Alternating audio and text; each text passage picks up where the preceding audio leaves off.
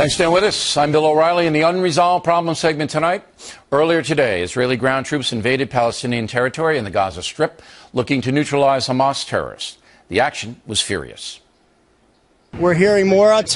We're hearing tracers. We're seeing tracers coming off the coast. I don't know if you can see this, but those are tracer fire. That is fire. That's cannon fire from a naval vessel offshore. Joining us now on the phone from Israel, David Lee Miller, and from Gaza City, John Huddy, whom you just heard. Both are Fox News correspondents. John, begin with you. How violent is the situation over there tonight? It's violent. There's been a lot of heavy artillery fire, Bill.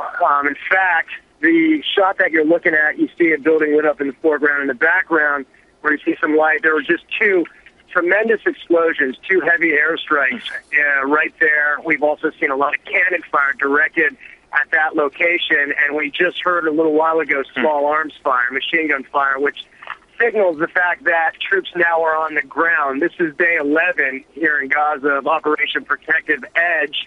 And from day one, Bill, the objective for Israel, the Israeli military, has been going after Hamas infrastructure, in particular tunnels, where Hamas is used for the storage and transport of its rockets that have been fired now for the past 11 days at Israel. We're just seeing more explosions in the distance. By the way, you're looking north. From Gaza City northward into northern Gaza, and then beyond that, that's the Israeli border. Okay. So there's been a tremendous amount of airstrikes, cannon fire, and small arms fire. David, do we have any idea how many ground troops from Israel have gone into Palestinian territory? No, that's not the type of thing that they would tell you. I can let you know, though, that some 58,000 reservists have already been called up. And apparently the decision was made a few days ago to do this. The talk of a ceasefire in the last day was really just talk. It was a diversion. The cabinet here made the decision to go in. They have to get rid of these tunnels that John talked about. And, you know, today, Bill, I actually went to the border and I saw what's left of an infiltration tunnel. 13 Hamas militants apparently made it as far as Israel. The Israelis saw them, and then they fled back into the tunnel. Some of them may have been killed. It's really not clear. But that really affected a lot of people here. This was the first infiltration there's been since 2006.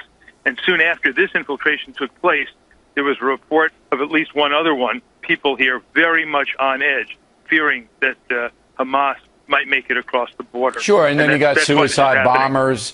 You got all kinds of things that can happen.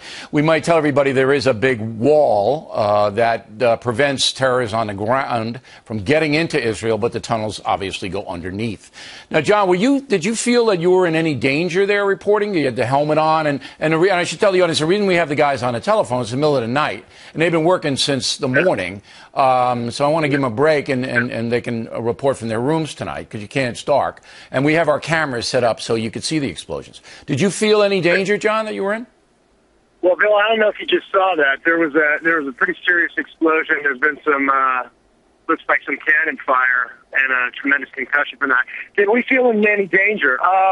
Well, I mean, at certain points throughout the time that we've been here, Bill, there have been a lot of missile strikes in and around the location, so close that the building shakes.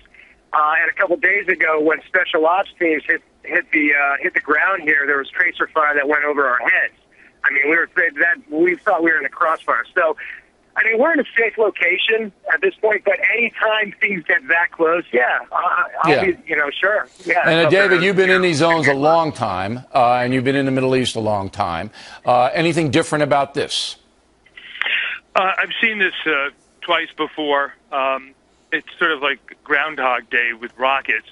But this is a country that has clearly been terrorized by what's taking place here. And very quickly, I'll tell you something that I saw today that made a big impression on me. We were stuck in traffic. There was a terrible accident on the road. We learned that it was a fatality. And then we further learned, Bill, the reason someone died is there was a warning that there was going to be a rocket attack. This individual, as he's supposed to do, left his vehicle to seek some type of shelter. But in so doing, he got hit by a car and was killed. So that was an Israeli citizen? Yeah, that was an Israeli citizen. An Israeli citizen happening here in southern Israel. It wasn't the rocket that killed him, right? But it might just as well have been. The circumstance. All right, gentlemen, thanks for your fine reporting today. We appreciate it.